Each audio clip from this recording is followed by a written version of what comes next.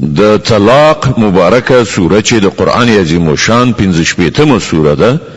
په مدینه منوره کې را نازله شوې ده 12 مبارک آیاتونه لري تلاوت او پښتو ترجمه یې لومړی آیت څخه اوري بسم الله الرحمن الرحیم د الله په نوم چې ډیر زیات مهربان پورا رحم لرونکی دی يا أيها النبي إذا طلقتم النساء فطلقوهن لعدتهن وأحصوا العدة واتقوا الله ربكم لا تخرجوهن من بيوتهن ولا يخرجن إلا أن يأتين بفاحشة مبينة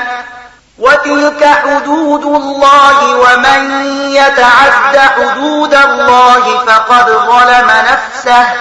لا تدري لعل الله يحدث بعد ذلك امرا ای پیغمبره کله چې تاسو خلک خځو ته د طلاق ورکولو اراده کوي نو هغه ته د هغو په عدت کې طلاق ورکړي او د عدت زمانہ سم پوره وشمیري او له الله نه ویریږي چې تاسو پروردگار دی د عدت په زمانہ کې متاسه هغوی د هغو کورونو څخه باسي او نو د هغوی په خپل وځي مګر دا چې هغوی د کومې څرګندې بدی مرتکب شي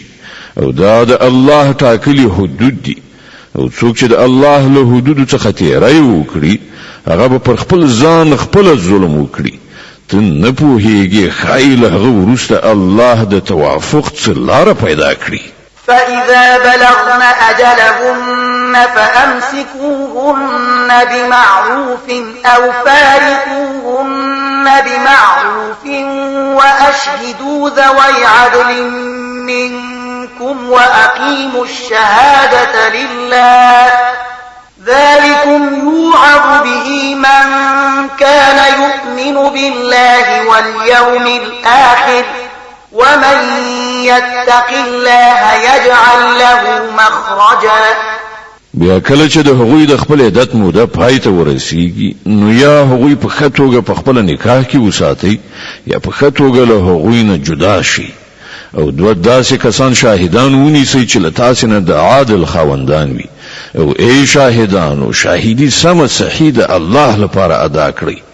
دغه خبرې دي چې د هغو تاسو ته نصیحت کیږي هر هغه چې پر الله او د آخرت په ورځ باندې ایمان ولري څوک چې له الله نه په ویریدو کار وکړي الله به د هغه لپاره له ستونزو نه د وتلو کومه لاره پیدا کړي ويرزقه من حيث لا يحتسب ومن يتوكل على الله فهو حسبه إن الله بالغ أمره قد جعل الله لكل شيء قدرا او هغه ته بل داسې لارې نه روزي ورکړي چې هغه لوري ته د هغه ګمان هم نه رسیږي څوک چې پر الله باندې توکل وکړي د هغه لپاره هغه کافی دی الله د خپل کار پوره کوونکی دی الله د هر شي لپاره یو اندازه ټاکلې ده واللائي يئسن من المحيض من نسائكم إن ارتبتم فعدتهن 3 أشهر واللائي لم يحضن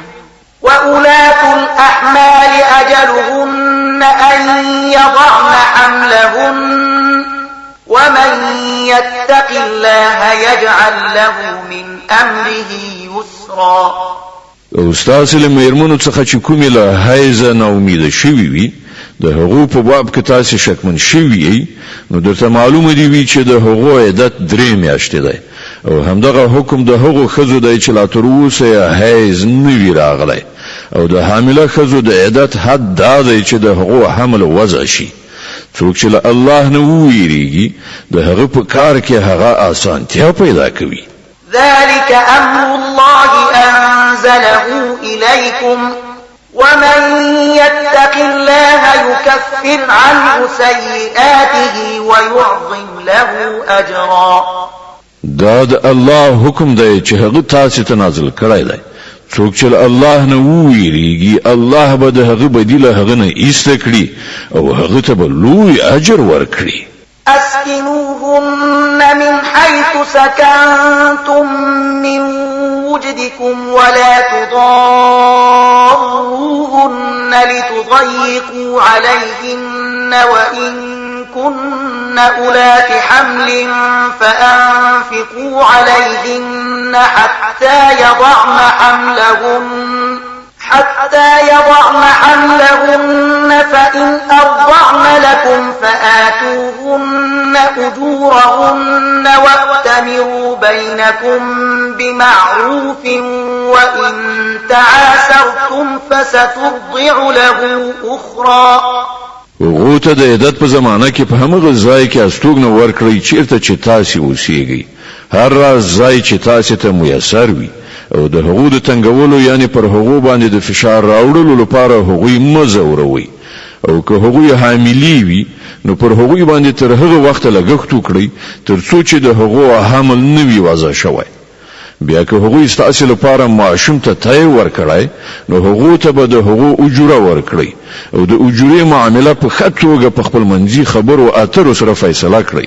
خو که تاسو د اجورې په پریکړه کې یو بل سره سختي ونیوله نو ماشوم ته به کومه بله ښځه تای ورکړي. لينفق ذو سعة من سعته ومن قدر عليه رزقه فلينفق مما آتاه الله لا يكلف الله نفسا إلا ما آتاها سيجعل الله بعد عسر يسرا. شتمن دي خپل شتمنۍ سره سم نفقه وکړي، او چاته چې روزي کمه ورکړ شوی وي هغه د له همغه مال څخه لګښت وکړي چې الله هغه ته ورکړای دی. الله چې چاته څومره څه ورکړي دي له هغې نه په زیاتو هغه نه مکلفوي. لرې نه ده چې الله له تنګلاسۍ نه وروسته پراخي هم ور په برخه کړي. وكأين من قرية عتت عن أمر ربها ورسله فحاسبناها حسابا شديدا وعذبناها عذابا نكرا. څومره د کارونو اوسیدونکي دي چې هغوی د خپل پروردګار او د هغه د پیغمبرانو له حکم نه سرغړاوی وکړ، نو موږ له هغو سره سخته محاسبه وکړه او هغوی ته مو سخته سزا ورکړه. فذاقت وبال أمرها وكان عاقبة أمرها خسرا. هغوی د خپلو کړو خوند وڅاک او د هغوی د کار پای سراسر زیان ده. أعد الله لهم عذابا شديدا فاتقوا الله يا أولي الألباب الذين آمنوا قد أنزل الله إليكم ذكرا رسولا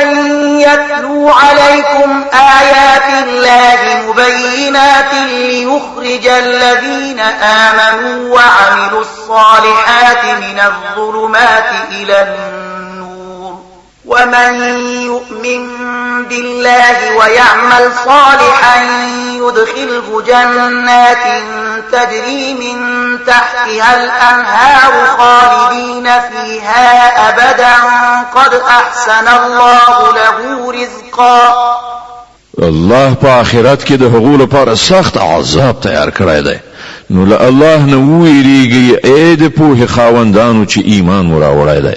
الله تاسو ته یو نصیحت نازل کړی، یو داسې پیغمبر چې تاسو ته د الله ښکارا څرګند هدایت درکوونکي آیتونه اوروي، تر څو چې ایمان راوړونکي او نیک عمله خلک له تیارونه رڼا ته راوباسي. څوک چې پر الله ایمان راوړي او نیک عمل وکړي الله به هغه داسې جنتونو ته ننباسي چې تر هغو لاندې به ویالې بهیږي، دوی به په هغو کې د تل لپاره اوسیږي. الله د دغسې انسان لپاره ډیره غوره روزي ساتلې ده. الله الذي خلق 7 سماوات ومن الأرض مثلهن يتنزل الأمر بينهن لتعلموا أن الله على كل شيء قدير وأن الله قد أحاط بكل شيء علما. الله هغه ذات دی چې اسمانونه پیدا کړل او د همغو په شان ځمکه هم، د هغو په منځ کې حکم نازلېږي. دا تاسو ته د دې لپاره ویل کېږي تر څو چې تاسو وپوهیږئ چې الله په هر څه قدرت لري او دا چې د الله علم پر هر شي باندې چاپیر دی